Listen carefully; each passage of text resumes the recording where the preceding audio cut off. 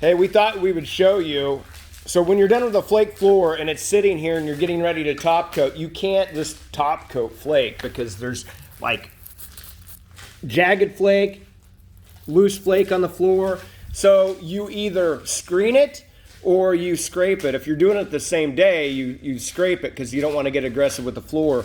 But if you want a smoother floor and you've let it sit overnight or something like that, you definitely want to screen it. Screening, I kind of personally like because it knocks down the flake really nice and gives you a good floor. So screening is low speed buffer, and what we've got on there, I'll show you the layers here.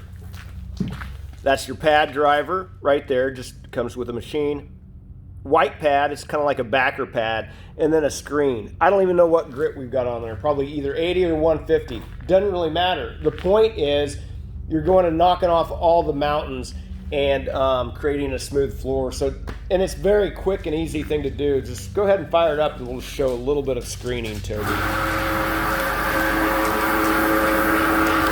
When you do that, you want to make sure you overlap, because if you don't overlap and you think you're done, you'll have a Grand Teton mountain range running through your floor. So you do want to make sure you overlap.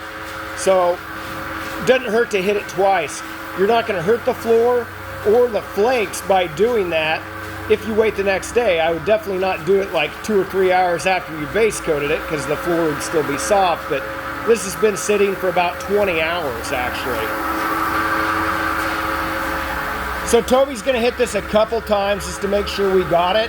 And then you're going to vacuum and blow and just get everything really clean so you can top coat it.